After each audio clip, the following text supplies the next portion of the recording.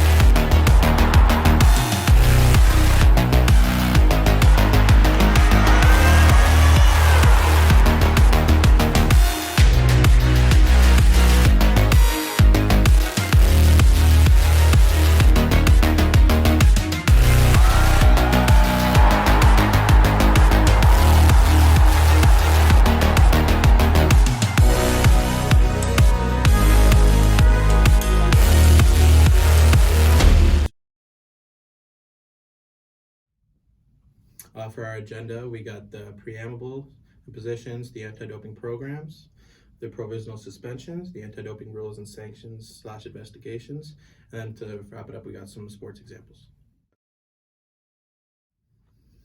For the preambles, the first one is U Sports expects that all participants, including member institutions, regional associates, directors of athletics or equivalents, coaches, officials, student athletes, administrators, institutional representatives, volunteers, and other connected to our athletic programs and events uphold our core values and honesty, integrity, fair play, sincerity, honorability. All participants shall accept and actively encourage compliance with both the spirit and letters of the rules governing youth sports, and shall ask for clarity on or interpretations of any rules regarding which governing youth sports, and shall ask for clarity on interpretations of rules regarding which of these uncertainty. An accepted element of the spirit of those rules is that any suspected violation be brought forward to compliance or be brought to the attention of the alleged violator, and as soon as possible, and that intentionally withholding such suspensions until later dates is against the spirit of the rules.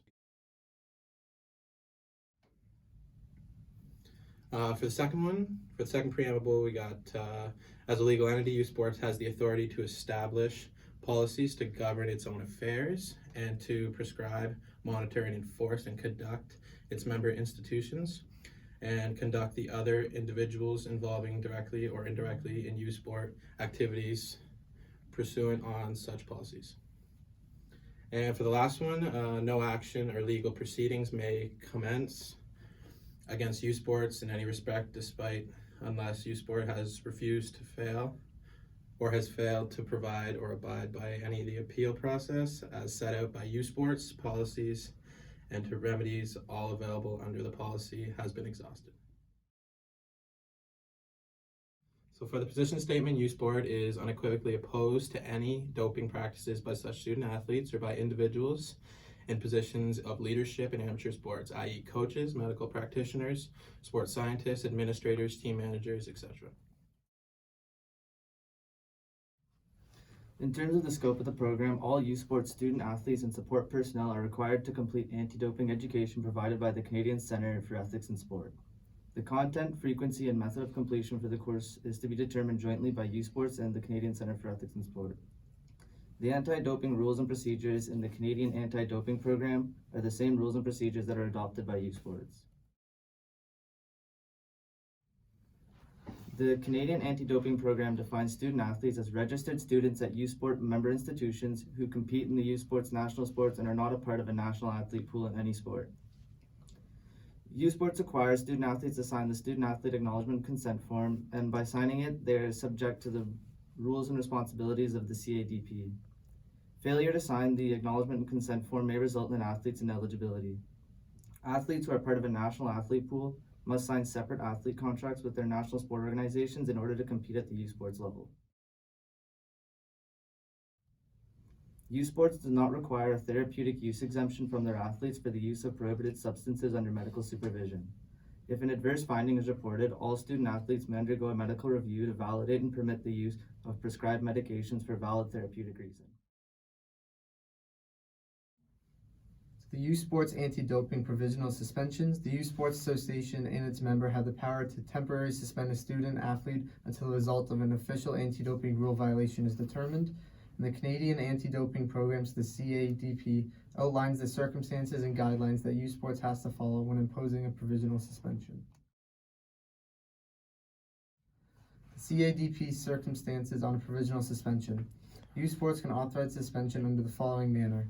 The Youth Sports Association is responsible for forming an ad hoc doping committee that will review the circumstances of the rule violation that was committed. Then they'll decide whether or not a suspension should be imposed. When the suspension is imposed, the Youth Sports and the ad hoc doping control committee will be notified electronically within 24 hours, and then we'll have another 24 hours to address any concerns they may have about the decision.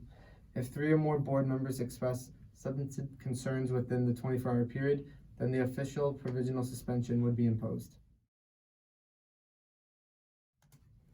Then factors to consider when regarding provisional suspensions. The timing of the alleged rule violation and the timing of the doping hearing will regards the youth sports championships or FISU games. The youth sports would be very inclined to impose a provisional suspension if the doping hearing will occur shortly after or overlaps with the event that the student athlete is involved in as a youth sports. Does not want to be tainted with a student athlete who's tested positive to doping and committed an anti-doping rule violation to play in these events. The nature of the anti-doping rule violation will be a factor in the suspension outcome and length, and whether there is a substitute student athlete that can take their place of positive athlete in compensation. An internal process to follow when authorizing a suspension. Depending on the time of the alleged doping case, the Youth Sports Ad Hoc Control Committee will review the substance of each alleged anti-doping rule violation one case at a time. The committee will then determine whether or not to impose a provisional suspension, so the suspension not be mandated by the Canadian Anti-Doping Program.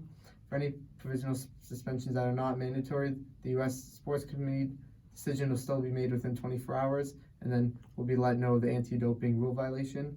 If less than 3 board members agree with the condition, then the violation would not happen and does not follow the youth sports policy. Anti-doping rules sanction/investigation. Removal of award/records. In accordance with the CADP, once a violation has been announced, even if the athlete was ineligible, an esports award, record, or title awarded to a specific athlete that is guilty will be taken away from when the doping tribunal decision was made. The exceptions are if an athlete who plays on a team who is subject of an anti-doping rule violation where they had no time ineligibility, they will have no youth sports record or title taken away from them. The financial consequences. Athletes who are accused or are guilty of an anti-doping rule violation may possibly face financial punishment. The Ad Hoc Doping Control Committee will review the case and determine whether or not they feel financial decisions will need to be made. Financial consequences include loss of eligibility for future youth sports athletic financial awards and may also include loss of reimbursement for money spent on trial to investigate the violation. The investigation of it. Student athletes must cooperate with any anti-doping organization while the anti-doping rule violation is being investigated. If this is not done, more disciplinary action may be taken. Student athletes and other people that may know something about the investigation are highly encouraged to come forward and share the information with the Canadian Centre for Doping-Free Sport and Fair Play Canada. If athletes want to come forward and turn themselves in for using drugs, they may do so by going directly to the CCES, or they can go to a representative of the university that has to include the director of athletics.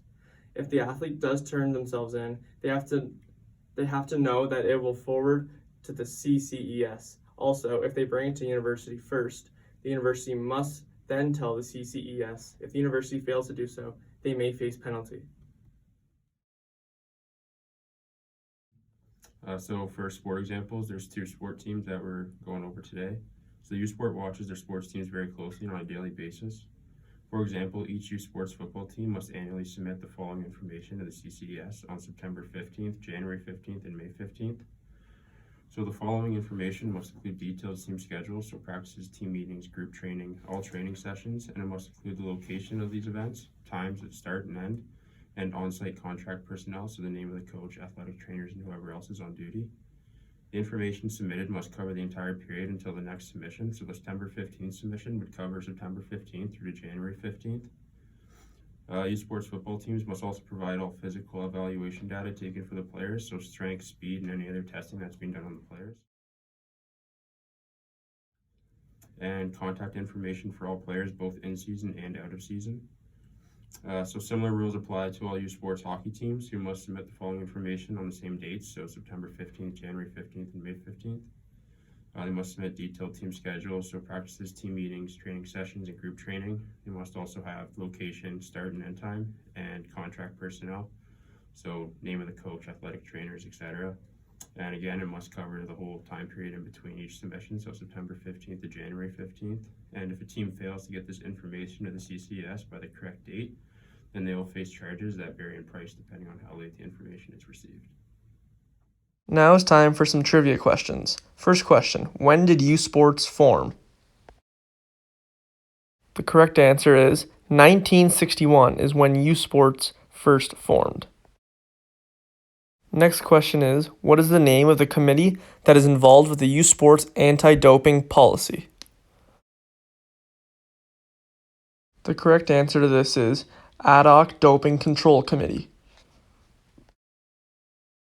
The third question is, which Canadian university suspended its football program for 1 year due to steroid use? The correct answer to this one is the University of Waterloo suspended their football program for steroid use. The fourth and final question is, how many committee members have to accept the suspension for it to be put into effect? And the correct answer is 3 committee members have to accept the suspension for it to be put into effect. Thank you for listening to our presentation on the U Sports anti-doping policy.